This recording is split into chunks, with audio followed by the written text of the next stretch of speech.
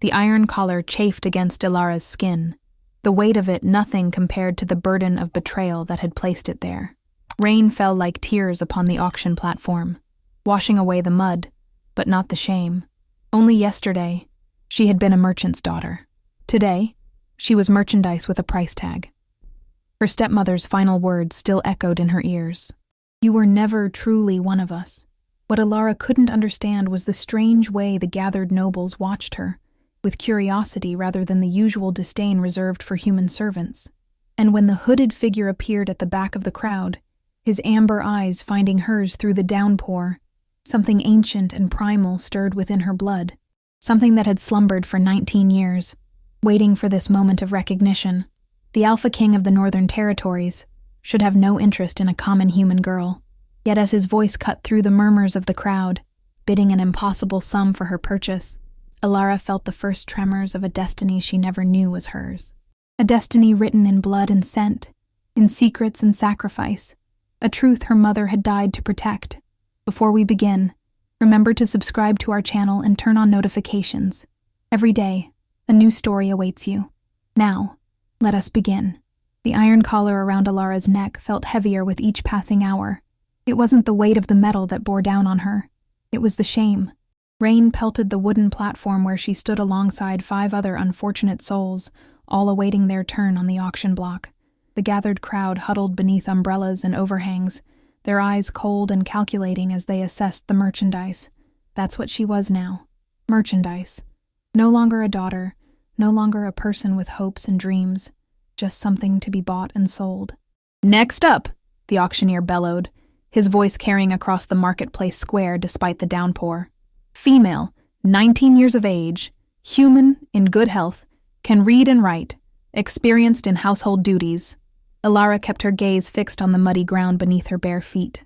The crowd's murmurs grew louder as the guard yanked her forward by the chain attached to her collar. The sudden movement sent water droplets flying from her soaked brown hair. "Bidding starts at 20 silver coins," the auctioneer announced. The silence that followed made Ilara's heart sink further. Not even worth 20 silver. She risked a glance upward through her lashes, taking in the disinterested faces of the crowd. Most were turning away, seeking more valuable investments. 15 silver, then. The auctioneer tried again, his voice losing its enthusiasm. A heavy-set man in the front row raised his hand. 10. 10 silver from Master Barden. The auctioneer nodded.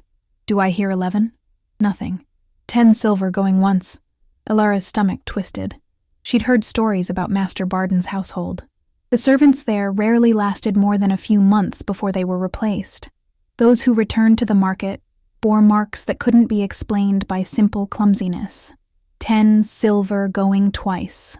A flash of lightning illuminated the square, followed almost immediately by a thunderous boom that shook the wooden platform beneath her feet. Several people jumped, and a few hurried away, seeking better shelter from the intensifying storm. 100 gold. The voice cut through the patter of rain like a knife. Deep and commanding, it silenced the entire marketplace in an instant. Ilara's head snapped up before she could stop herself, her eyes searching for the source of the bid. Standing at the back of the crowd was a tall figure wrapped in a dark cloak. Though his face was partially obscured by a hood, Ilara could make out a strong jawline and piercing eyes that seemed to glow amber, even in the gloom of the stormy day. The auctioneer stuttered. "Oh, 100 gold from King Alaric," someone whispered, the name spreading through the crowd like wildfire. The Alpha King. Ilara felt her breath catch in her throat. The Alpha King of the Northern Territories rarely showed himself in public, let alone at a common servant auction in a border town. What business could he possibly have here? And why would he pay 100 gold, an outrageous sum, for someone like her? 100 gold going once, the auctioneer said quickly, not wanting to give the king a chance to reconsider. Going twice. Sold.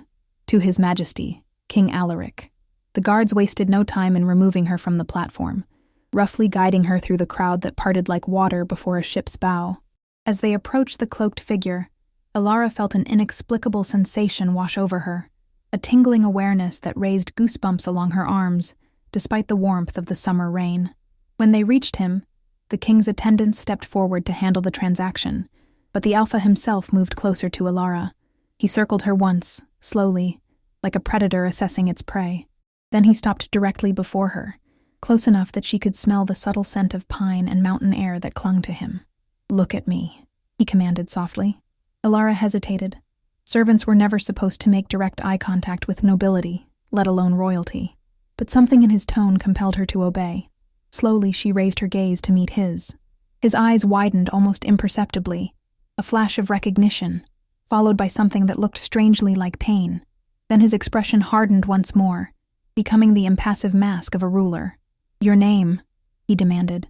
"Alara, Your Majesty." Her voice emerged as barely more than a whisper. "Alara," he repeated, as if testing the name on his tongue. "You will come with me to the Northern Palace." It wasn't a question or an invitation. It was a statement of fact, as immutable as the mountains that bordered his kingdom. One of his attendants approached, holding out a cloak. "Shall I have her cleaned and properly dressed before the journey, Your Majesty?" "No," the king replied, his eyes never leaving Alara's face. "We leave immediately." The guard removed her iron collar, replacing it with a much lighter silver chain that connected to a bracelet rather than a neck restraint. Small mercies, Alara thought bitterly. As they led her toward a waiting carriage, Alara caught sight of her stepsister Cordelia in the crowd, her face a mask of shock and something else. Fear? The sight sent a chill down Alara's spine. What could make Cordelia afraid of this situation? If anything, her stepsister should be pleased that her plan to be rid of Alara had succeeded so spectacularly. Just 3 days ago, Alara had been the daughter of a respected merchant. True, he had died 5 years earlier, leaving her at the mercy of her stepmother and stepsisters, but she had still been a free person with a name and a position, however lowly. Then she had overheard something she shouldn't have, a conversation between her stepmother and a mysterious visitor discussing shipments and territories that clearly involved illegal activities. The next morning, falsified documents accusing her of theft had appeared, and by sunset, she had been stripped of her family name and sold to the local authorities to repay her debts. Her stepfamily had orchestrated her downfall with frightening efficiency, and now, somehow, she had caught the attention of the most powerful shifter in the Northern Territories. The king's carriage was imposing, black wood with silver fittings, and the royal crest emblazoned on the door. 6 massive horses stood ready in their harnesses, their breath creating small clouds in the rainy air. Before Alara could be guided inside, King Alaric grasped her chin with surprising gentleness, tilting her face toward the now clearing sky. The rain had stopped, and weak sunlight broke through the clouds. "You're sent," he murmured, so quietly that only she could hear. "It's impossible." Alara frowned in confusion. What was he talking about? She probably smelled of sweat and fear and the filth of the holding cells where she'd been kept before the auction. "Your Majesty, we should depart if we wish to reach the mountain pass before nightfall," an advisor urged. The king released her chin and stepped back, his expression once more unreadable. "Get in," he ordered. As Alara climbed into the carriage, she caught one last glimpse of her stepsister in the crowd. Cordelia was speaking urgently to a hooded figure at her side. The stranger turned slightly, and Alara caught a flash of cold blue eyes before the carriage door closed, sealing her fate. The journey to the Northern Palace would take 3 days, she had heard. 3 days to contemplate why the Alpha King had paid a fortune for a human servant girl. 3 days to wonder why he had looked at her with such intensity. 3 days to fear what awaited her in the frozen north. As the carriage lurched forward, Alara gazed out the small window at the town that had been her home for all 19 years of her life. She would likely never see it again. A single tear slid down her cheek, but she wiped it away quickly. Tears were a luxury she could no longer afford. Across from her, the Alpha King watched her with those unsettling amber eyes, his expression giving nothing away. But in the confines of the carriage, his scent was stronger.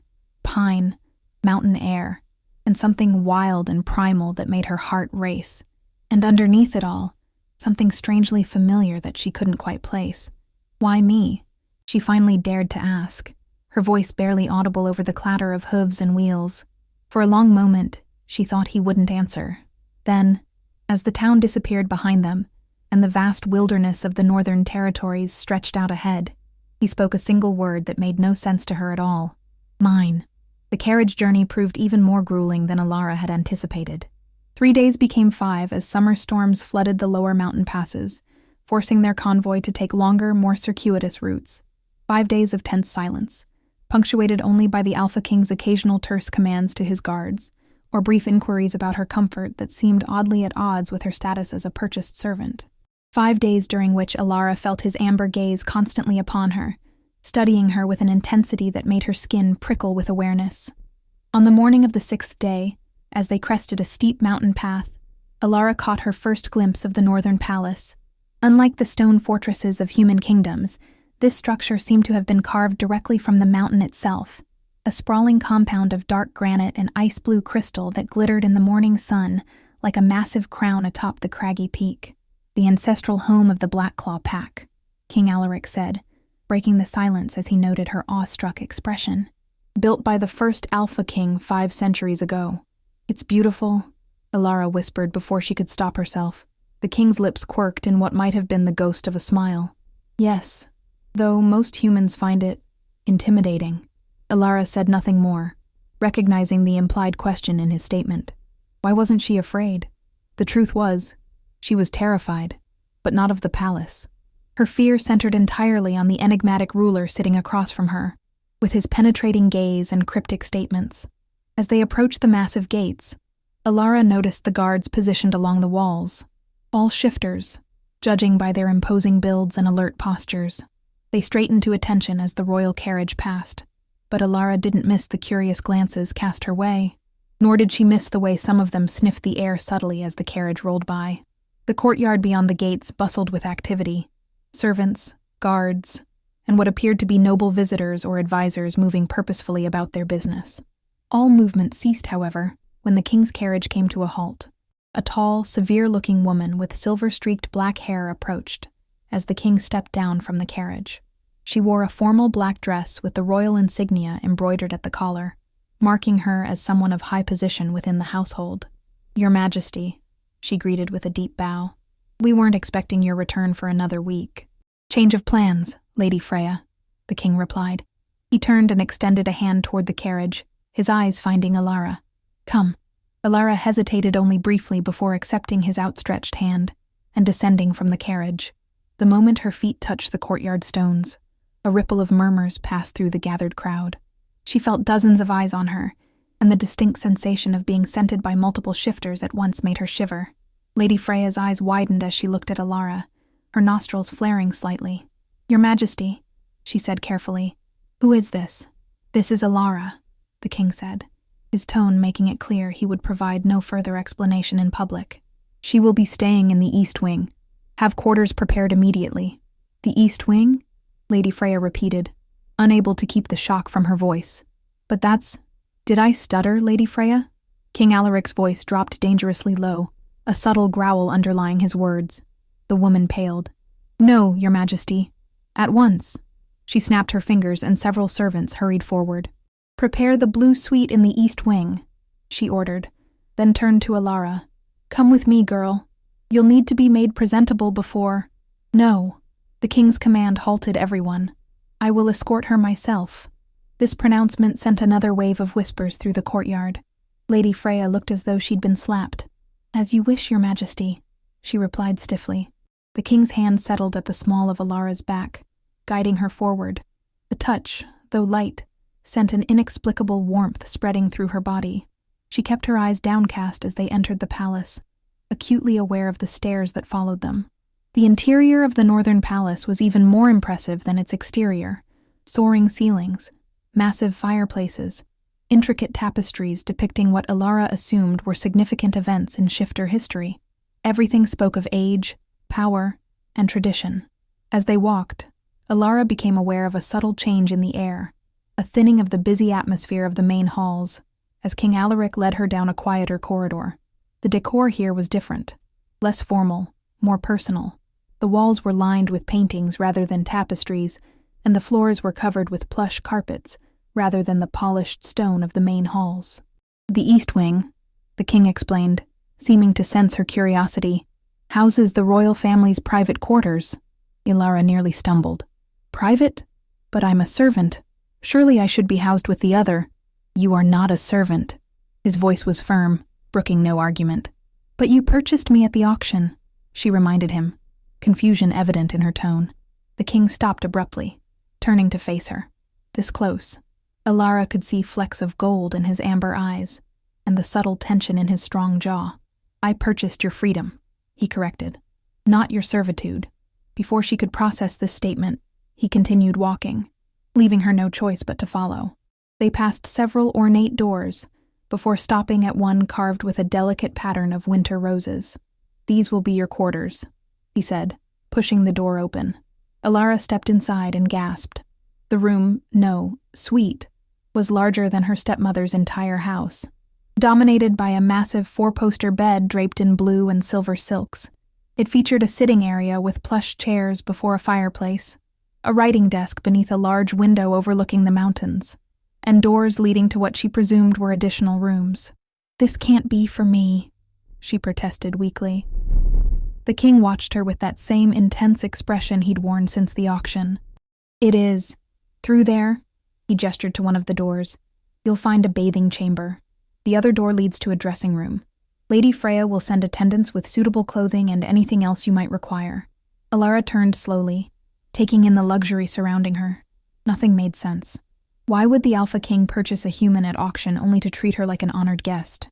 Why house her in the royal family's private wing? Why look at her as though he knew her? "Why?" she finally asked, voicing the question that had haunted her for 6 days. "Why did you bring me here? What do you want from me?" For a moment, something like vulnerability flickered across the king's face, so brief she might have imagined it. "Rest," he said, avoiding her question. "Refresh yourself. We will dine together this evening, and then we will talk." Before she could press further, he was gone, the door closing behind him with a soft click that somehow felt more final than a slam. Left alone, Alara sank onto the edge of the bed, her mind racing. None of this made sense. The Alpha King himself had purchased her at auction, brought her to his palace, installed her in a suite fit for nobility, and now wanted to dine with her? There had to be some mistake, or worse, some hidden agenda she couldn't yet see. A soft knock at the door interrupted her thoughts.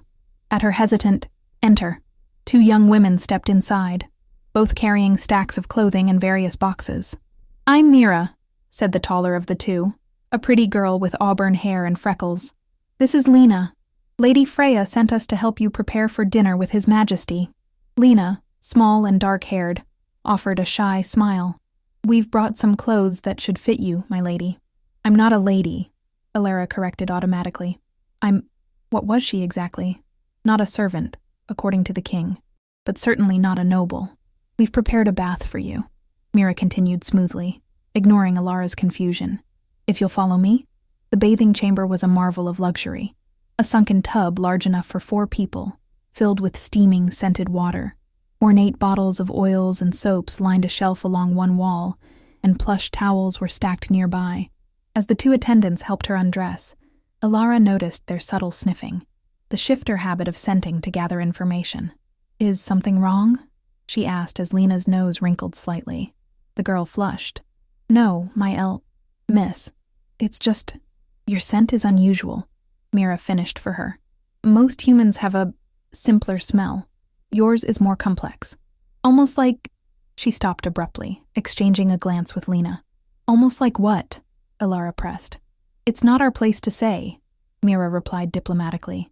"Please, enjoy your bath. We'll lay out your clothes for this evening."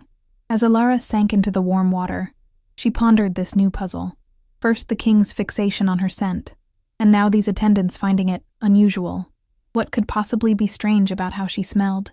She was just an ordinary human woman, wasn't she? By the time she emerged from the bath, the attendants had laid out an evening gown of deep blue silk that shimmered in the fading afternoon light. It was the finest garment Alara had ever seen, let alone worn. "I can't possibly wear this," she protested. "It's too fine for someone like me." "His Majesty was quite specific," Mira insisted. "He wanted you to have this particular gown."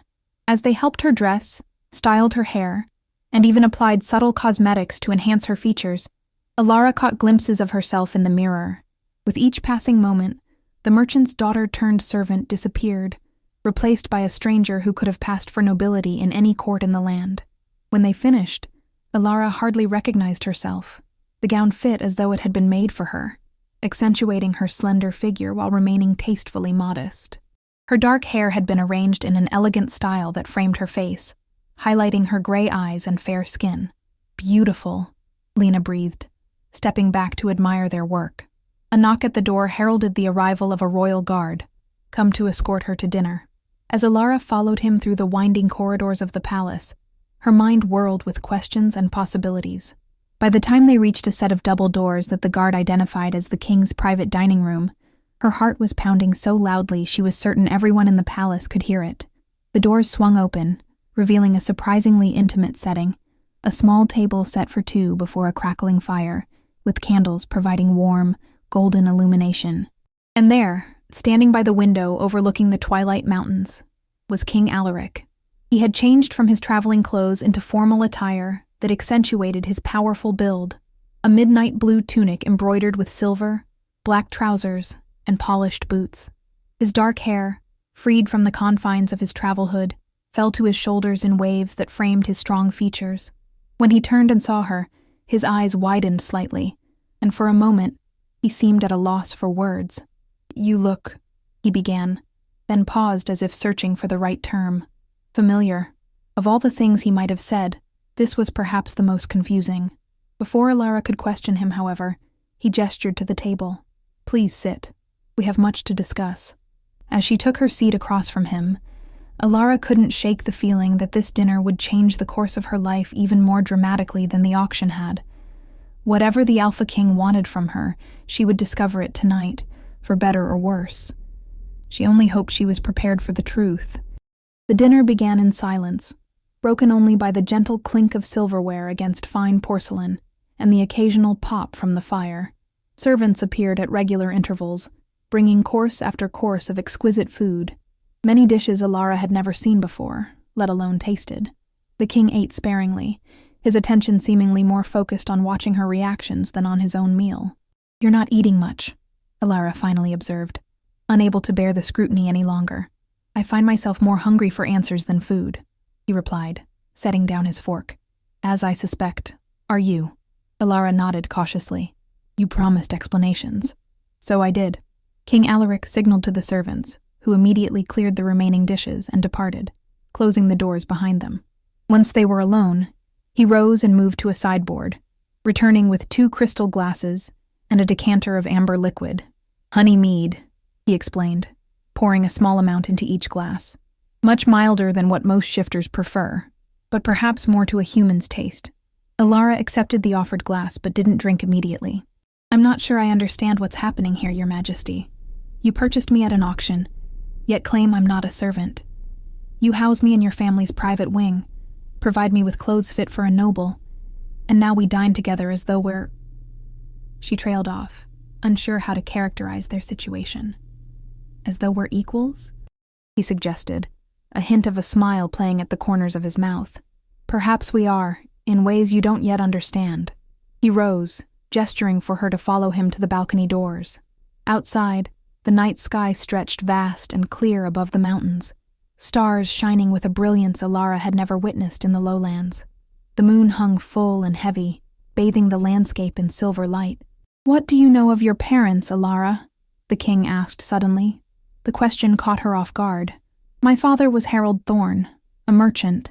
He married my stepmother, Vivian, after my mother died when I was young. I barely remember her." "And what was your mother's name?" Alara frowned. Lyra Thorne, though I believe her maiden name was Silverstone."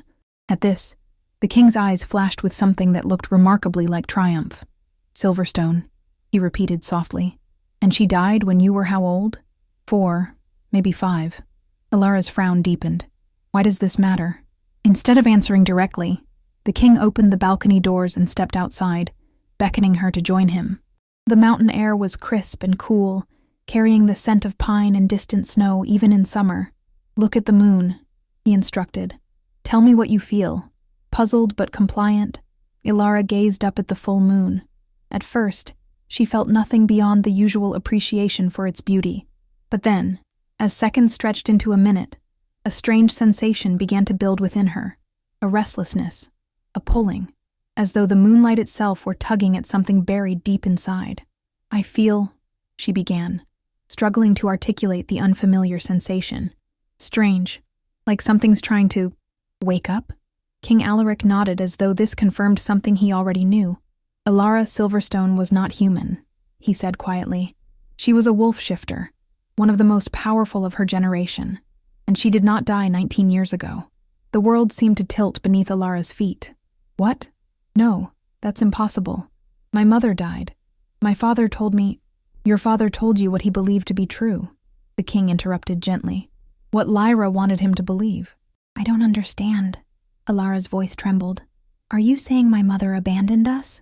That she's been alive all this time? No. The king's expression softened with something like compassion. Lyra Silverstone died 3 months ago, during an attack on a remote settlement in the far north. She had been living there under a different name for the past 15 years. Ilara's legs weakened, and she gripped the balcony railing for support. The king moved closer, his hand settling on her shoulder to steady her. Why? She whispered. Why would she leave us? Why pretend to be dead? To protect you.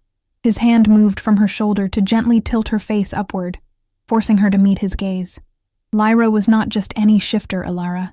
She was my cousin, a member of the royal Blackclaw bloodline. The revelation hit Ilara like a physical blow. Royal bloodline? Her mother a shifter, and related to the Alpha King? It was too much to comprehend all at once. That's not possible, she insisted. I would know if I had shifter blood. I would be able to change, wouldn't I? Not necessarily. The king led her back inside as a chill wind began to blow. The ability to shift typically manifests during puberty, but it can be suppressed by trauma, by certain herbs, or deliberately by a parent wishing to hide a child's true nature. He guided her to a chair near the fire, his movements careful, as though she were something fragile that might shatter at any moment. 19 years ago, he continued, taking the seat opposite her, there was an attempted coup against my father, the previous Alpha King. The rebellion was led by a faction that believed the Blackclaw line had grown too tolerant of humans, too willing to pursue peace rather than dominance. Lyra, who had married a human merchant against the wishes of many in the pack, became a prime target. Ilara listened in stunned silence as King Alaric explained how her mother had faked her death and fled north, believing that by severing all ties to her old life, she could ensure the safety of both her human husband and her half-shifter daughter. She succeeded in disappearing completely, the king said, until 3 months ago, when she was identified by one of the rebels who had survived my father's purge. By then, I had succeeded my father as Alpha King, and I dispatched guards to bring her to safety. But we arrived too late. She's really dead, then, Ilara whispered, a strange grief welling up inside her, mourning a mother she had already mourned once before, yet somehow had never truly known. Yes, the king's voice softened, but before she died, she told my guards about you. She made them promise to find you, to bring you under the protection of the pack where you belong, where I belong. Ilara repeated, her voice hollow. I don't belong anywhere now. The life I knew was a lie, and the family I thought I had sold me like property. Your stepmother and stepsisters are not your family, King Alaric said, an edge of anger entering his voice. They never were. Your true family is here, with your mother's people, with the pack. He leaned forward, his amber eyes intense in the firelight. With me. Ilara shook her head, overwhelmed.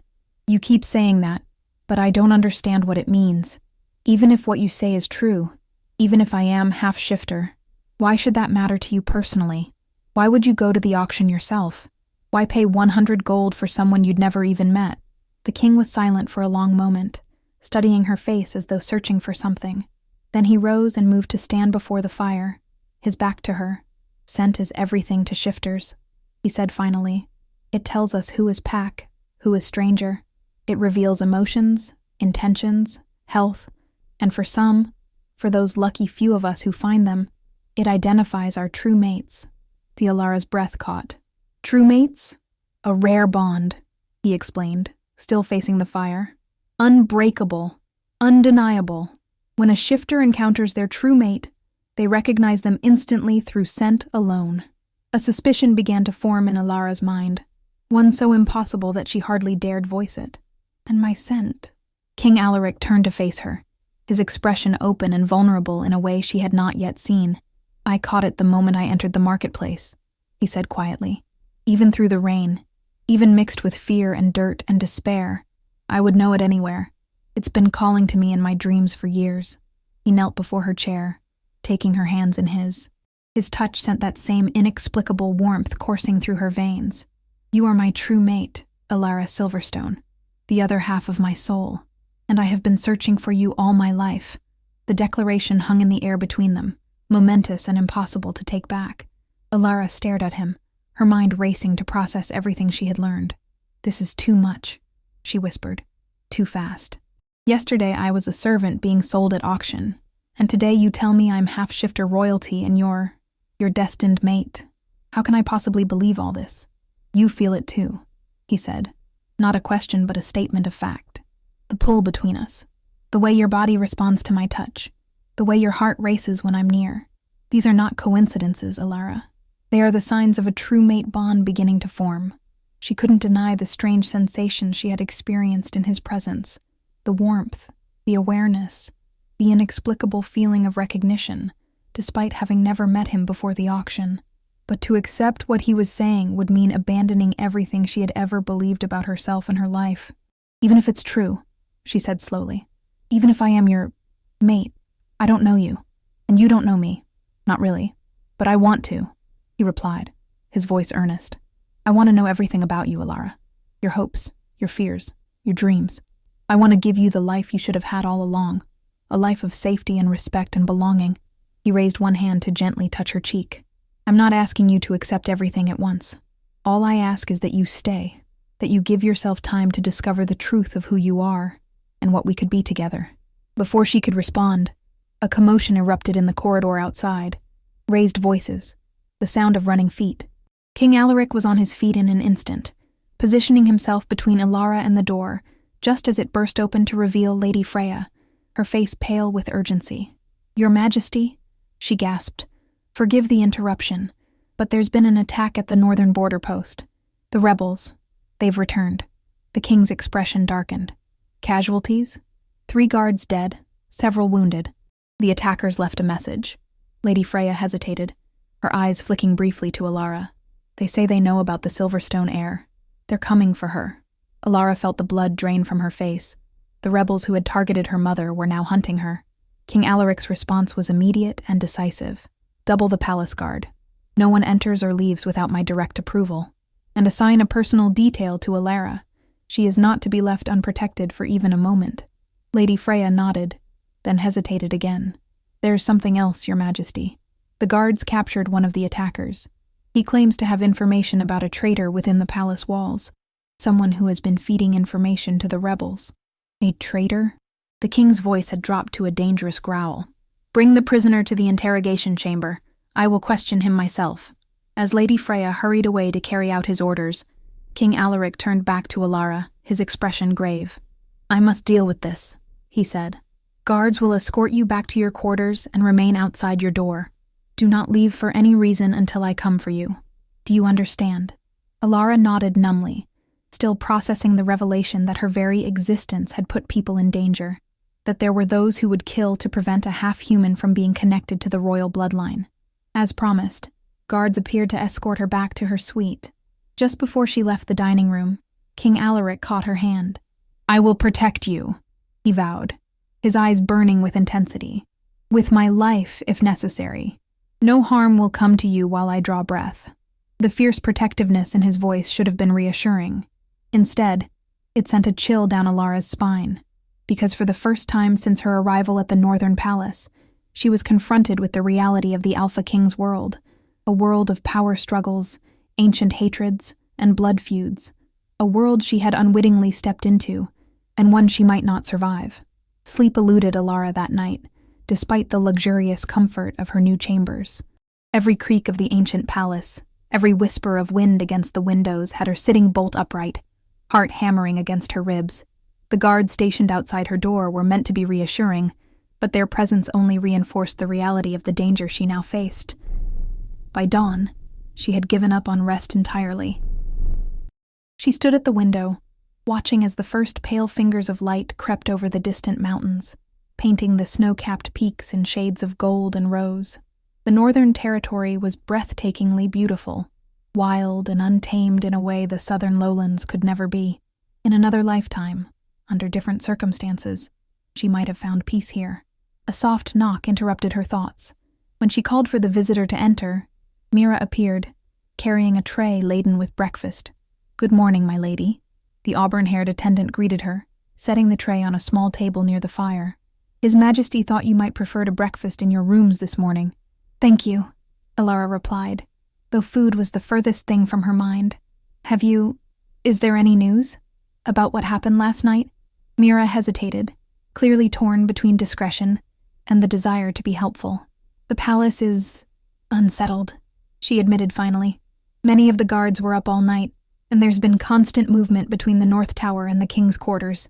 The North Tower, Alara had learned from her brief orientation, housed both the military command center and the interrogation chambers. The prisoner was likely still being questioned. "And the king?" she asked, trying to keep her tone casual. "Is he well?" A knowing look crossed Mira's face. "His Majesty is quite resilient, my lady, though I understand he had very little rest." She busied herself arranging the breakfast dishes before adding, "He asked me to inform you that he will call on you personally once matters are settled." After Mira departed, Alara picked at the food without much appetite. Her mind kept returning to the revelations of the previous night. Half-shifter, royal bloodline, true mate to the Alpha King. Each concept alone was overwhelming. Together, they threatened to crush her beneath their weight. And now, there were rebels hunting her, a mysterious traitor within the palace, and the certainty that her mere existence had already cost lives. Hours passed with excruciating slowness. Alara tried to distract herself by exploring her suite more thoroughly, examining the books on the shelves, many written in a language she couldn't read, presumably the ancient tongue of the shifter clans, and studying the paintings that adorned the walls. One in particular caught her attention, a portrait of a woman with striking silver-blonde hair and eyes the color of storm clouds. There was something hauntingly familiar about her features, something that resonated deep within Alara's soul. She was beautiful, wasn't she? Alara whirled around to find King Alaric standing in the doorway, watching her with an unreadable expression. She hadn't heard him enter, hadn't even heard a knock, a reminder of how silently shifters could move when they chose. "Who was she?" Alara asked, though she suspected she already knew the answer. "Lyra Silverstone."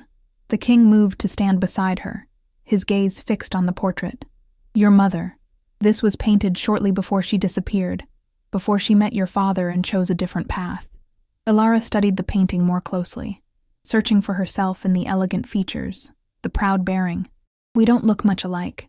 You have her eyes," he said softly, "and her spirit, I think.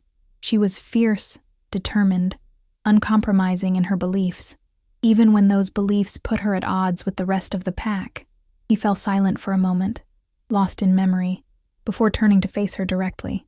"I owe you an apology for last night. I had hoped to give you time to adjust, to come to terms with your heritage at your own pace. Instead, you were thrust into the middle of a conflict that has been brewing for decades." "What happened with the prisoner?" Alara asked. "Did he reveal who the traitor is?" A shadow crossed the king's face. "He took his own life before we could extract that information. A poison capsule hidden in a false tooth. He bit down on it the moment we began to make progress. So, we still don't know who's been feeding information to the rebels." "No, which means we must proceed with extreme caution." He gestured for her to join him near the fire, where comfortable chairs had been arranged for conversation. Once they were seated, he continued, "What I'm about to tell you must not leave this room. The fewer people who know the full truth, the safer you will be." Alara nodded, her stomach knotting with apprehension. "The rebels call themselves the Pure Blood Alliance," the king explained. "They believe that shifters should rule over humans, not coexist with them. They see any form of integration, trade agreements, peace treaties, mixed marriages, as a corruption of shifter superiority. And my mother's marriage to a human merchant was seen as a particularly egregious transgression, yes, especially given her royal blood." His expression darkened. "But it went beyond mere disapproval. The more radical elements of the alliance believed that allowing such unions would weaken the shifter bloodlines, eventually diluting our powers to nothing. They wanted to kill her," Alara realized. "To make an example of her. Yes, and when she disappeared, they turned their attention to my father, who had supported her choice. The coup attempt failed, But the alliance never truly disbanded. They simply went underground, gathering strength in the shadows. And now they're after me. Alara's voice was steady, despite the fear churning inside her. Because I represent exactly what they fear most. Human and shifter blood mixed together. King Alaric nodded grimly. You are a symbol, whether you choose to be or not. Your very existence challenges their worldview. And the fact that you are my true mate, that the Alpha King himself would bind his life to someone of mixed blood, is more than they can tolerate. What do we do? She asked simply. We fight, he replied without hesitation. We show them, and all who might support their cause, that the future of our kind lies in unity, not division. That strength comes in many forms, not just in the purity of bloodlines. There was such conviction in his voice, such unwavering certainty, that Alara found herself wanting to believe him, but doubt still gnawed at her. You speak as though I've already accepted this path, she said quietly, as though I've embraced being your mate, being part of this world. But I'm still trying to understand who I even am now. The king's expression softened. I know, and I promised you time, a promise I intend to keep, despite these new complications.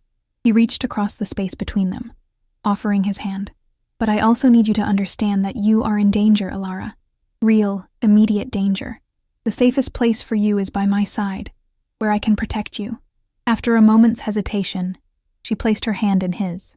The now familiar warmth spread up her arm, a sensation both comforting and unsettling. There's something else you should know, he continued, his thumb tracing small circles on the back of her hand. Something that may help you understand your heritage better. He rose, still holding her hand, and led her to a tall mirror mounted on the wall. Positioning her before it, he stood behind her, his hands resting lightly on her shoulders. Look at yourself, he instructed. Really look. Alara obeyed, studying her reflection. She saw what she had always seen, a young woman with dark hair, gray eyes, fair skin. Nothing remarkable, nothing that screamed shifter royalty. I don't, she began. Wait, he interrupted gently. Watch. His hands moved from her shoulders to cradle her face, his thumbs pressing lightly at her temples. At first, nothing happened. Then, gradually, Alara noticed a change, a subtle silvery glow seeming to emanate from within her skin, growing stronger by the second. But the most startling transformation was in her eyes. The gray she had known all her life was lightening, shifting to a luminous silver that seemed to capture and reflect the light in an almost supernatural way. What's happening? She whispered, unable to look away from her transformed reflection.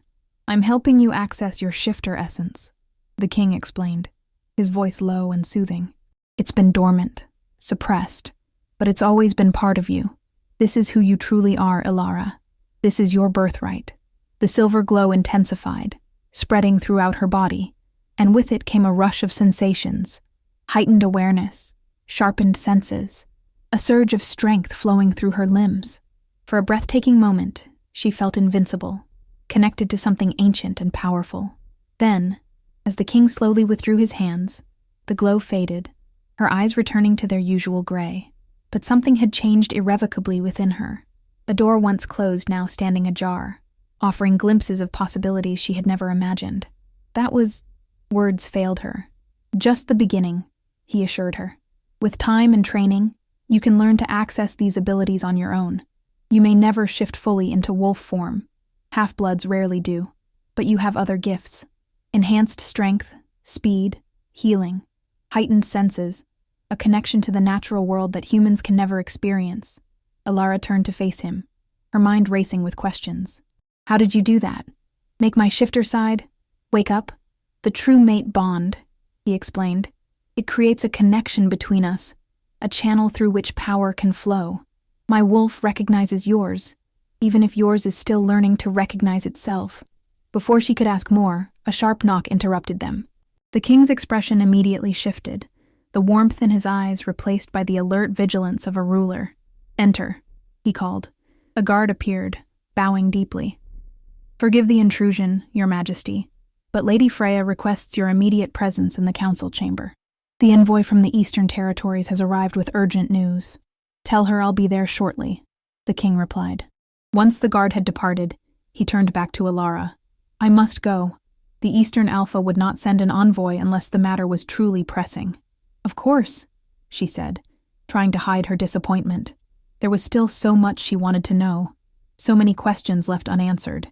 As if sensing her thoughts, he took her hand once more, pressing it to his lips in a gesture that sent a shiver down her spine. We will continue this conversation soon, he promised. In the meantime, I've arranged for you to have access to the Royal Library. There are texts there that may help you understand your heritage better. Histories of the Silverstone line, accounts of half-blood shifters who came before you. Thank you, she said sincerely. I would like that. He smiled, a genuine expression that transformed his usually stern features. You're not a prisoner here, Alara. The guards are for your protection, not your confinement. You're free to explore the palace, to speak with the staff, to begin making this place your home. Just promise me you won't venture beyond the outer walls without an escort. I promise, she agreed readily, having no desire to face potential assassins alone. With a final lingering look, the king departed, leaving Alara to process everything that had just occurred. She turned back to the mirror, searching her reflection for any trace of the silver glow, the otherworldly eyes she had glimpsed moments ago. Though her appearance had returned to normal, she couldn't shake the feeling that something fundamental had changed, that she would never see herself quite the same way again. The Royal Library exceeded Alara's expectations in every way. 3 stories tall, with spiral staircases connecting the levels, it housed thousands of volumes on every conceivable subject. Windows spanning the entire height of the eastern wall filled the space with natural light, while comfortable reading nooks were tucked among the stacks. An elderly shifter named Thorne, who introduced himself as the royal librarian, guided her through the collection, showing her where to find the texts the king had mentioned. Despite his advanced age, his eyes were sharp and knowing as he studied her. You look like her, you know, he commented as he pulled a heavy tome from a high shelf. Not in coloring, perhaps, but in the set of your jaw, the way you hold yourself. Lyra always had that same determined look about her. You knew my mother? Alara asked eagerly. Since she was a pup, he confirmed with a sad smile. Taught her to read in this very library. She was always hungry for knowledge, always questioning the old ways. He handed her the book, his gnarled fingers lingering on the leather cover. She would be proud to see you here, standing tall despite everything that's happened. Alara settled into a quiet corner with the text Thorne had recommended. Histories of the Silverstone lineage, accounts of the treaty that had united the northern and eastern packs under Blackclaw rule, and most intriguingly, a slender volume entitled The Half-Blood Chronicles, which documented the lives and abilities of those born of mixed human and shifter parentage. Hours passed as she lost herself in these forgotten histories, these stories of her ancestors and others like her. Some half-bloods, she learned, had developed unique abilities beyond those of full shifters. Some could communicate with animals, others could heal with a touch, still others could see glimpses of the future. Most fascinating of all were the accounts of half-bloods who had found mates among full shifters. The true mate bond, it seemed, could bridge the gap between human and wolf in ways that defied explanation. She was so engrossed in her reading that she didn't notice the approaching footsteps until a shadow fell across her page. Looking up, she found not the king as she had half expected, but Lady Freya, her expression as severe as ever. His Majesty asked me to inform you that he has been unexpectedly delayed, the older woman said stiffly. The situation with the Eastern Territories is more complicated than anticipated, and requires his full attention. I understand, Alara replied, trying to mask her disappointment. Thank you for letting me know. Lady Freya seemed about to leave, then hesitated. You should be aware, she said, her voice lowered, that not everyone in the palace shares His Majesty's enthusiasm regarding your presence here. Alara closed her book slowly. Are you one of those people, Lady Freya? The woman's lips thinned. My personal feelings are irrelevant. I serve the Alpha King, and I serve the pack. If he believes you are his true mate, then that is what you are, regardless of your human blood. But you have doubts, Alara pressed, sensing there was more the woman wasn't saying. Lady Freya glanced around, ensuring they were truly alone before responding. I knew your mother, girl. I knew her well. She was willful, reckless in her pursuit of what she wanted, heedless of the consequences her actions might have for others. You blame her for the rebellion, Alara realized, for the deaths that followed. I blame her for putting her own desires above the good of the pack, Lady Freya corrected sharply, and now history threatens to repeat itself. The king risks everything, his throne, his life, the stability of the territories, for the daughter of the woman who nearly destroyed us once before. Before Alara could respond to this accusation, a commotion erupted at the library entrance, raised voices, the sound of running feet. Both women turned to see a guard burst through the doors, his face pale with urgency. "Lady Freya?" he gasped. "You must come quickly. There's been another attack, this time within the palace walls." "Where?" Lady Freya demanded, already moving toward the door. "The East Garden. 3 guards wounded, 1 critically. And—" The guard's eyes flicked briefly to Alara before returning to Lady Freya. "They left a message, written in blood on the garden wall." "What did it say?" Alara asked, though part of her already knew the answer. The guard hesitated, looking to Lady Freya for permission to speak. At her nod, he replied grimly, "Death to the half-blood. Death to all who shelter her." Lady Freya's expression hardened. "Come," she ordered Alara. "We're moving you to a more secure location immediately." As they hurried through the corridors, Alara couldn't help but notice the looks directed her way by the palace staff they passed. Some curious, some fearful, some openly hostile. Word had clearly spread about who she was and why the rebels were attacking. They had nearly reached the king's private wing when a figure stepped into their path, a young man with dark hair and a scar bisecting his left eyebrow. Though he wore the uniform of the palace guard, something in his stance set alarm bells ringing in Alara's mind. "Captain Thane!" Lady Freya greeted him with obvious relief. "Good. You can escort the girl the rest of the way. I must join the king at the scene of the attack." "Of course, my lady," the man replied smoothly. "I'll see her safely to her chambers." As Lady Freya hurried away, Captain Thane gestured for Alara to follow him down a side corridor. "This way," he said. "There's a more direct route through the servants' passages." Alara hesitated, an inexplicable unease settling over her. "I thought my chambers were in the other direction." "This is a shortcut," he insisted, his tone hardening slightly. "Come, quickly. It isn't safe to linger in the open corridors." Still reluctant, Alara took a step forward and froze as a familiar scent reached her nostrils. It was subtle, barely detectable, but unmistakable now that her shifter senses had begun to awaken. The metallic tang of fresh blood, mixed with something chemical and bitter, the same scent she had noticed on the rebel prisoner when she'd glimpsed him being led to the North Tower. Captain Thane's hand moved to the hilt of his sword. "Now, girl," he growled, all pretense of courtesy abandoned. "Or I'll drag you there myself." Alara took a deliberate step backward. "You're the traitor," she said, her voice steadier than she felt. "You're working with the Pure Blood Alliance." His lips curved in a cold smile. "Clever little half-breed," he acknowledged, "but not clever enough." He lunged for her, drawing his sword in one fluid motion. Alara dodged, her newly awakened reflexes allowing her to sidestep his grab. She turned to flee back the way they had come, but he was faster, cutting off her escape. "There's nowhere to run," he taunted, advancing slowly. "No one to save you. The king is occupied with the distraction in the garden, and by the time he realizes the true danger, you'll be long gone, delivered to those who will ensure you never taint the royal bloodline." Alara backed away, her mind racing. She was no match for a trained warrior, especially one with the full strength and speed of a shifter, but she couldn't simply surrender to a fate that would likely end in her death. The corridor ended in a large window overlooking a courtyard 3 stories below. Beyond the courtyard lay the outer wall, and beyond that, the wilderness of the Northern Territories, miles of forest and mountain where a half-blood fugitive could disappear forever, or die trying. "The pure bloods will fail," she said, playing for time as she continued to retreat toward the window. "The king is stronger than you think. The pack is loyal to him." Thane laughed, a harsh, ugly sound. "Loyal. Half the royal council secretly supports our cause. They simply lack the courage to act openly. For now. But when we present them with your head, as proof of our commitment, they will rally to our banner." He was close now. Too close. His sword gleaming in the light filtering through the window. Alara felt the wall against her back, and knew she had run out of options. As Thane raised his sword for the strike that would incapacitate her, Alara made her choice. With a surge of desperate strength, she threw herself sideways, evading his blow, and hurled herself through the window. Glass shattered around her as she plummeted toward the courtyard below.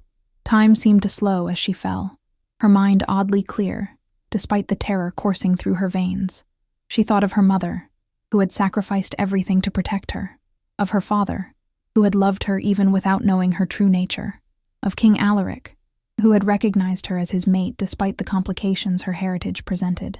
She thought of the silver glow that had awakened within her, the dormant power beginning to stir, and then, in the final moment before impact, something miraculous happened. The power that had been merely a glimmer before surged through her entire being, flooding her with strength and instinct she had never known she possessed.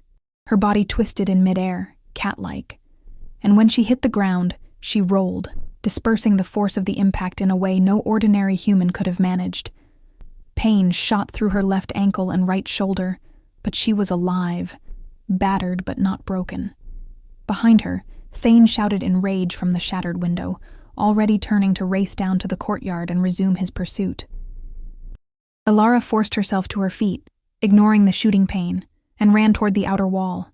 She had seconds at most before guards appeared, before Thane caught up to her.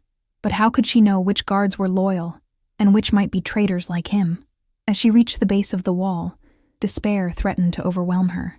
It was too high to climb, especially in her injured state, and the gates were too distant, too well guarded. Then she noticed it, a small drainage tunnel at the base of the wall, partially concealed by overgrown bushes. It was narrow, barely large enough for a person to squeeze through, but it was her only chance. Dropping to her hands and knees, Alara crawled into the tunnel just as the sound of pursuing footsteps reached the courtyard. The passage was dark and damp, filled with stagnant water and the reek of decay, but she pressed on, ignoring the scrape of stone against her injuries, the claustrophobic press of the walls around her.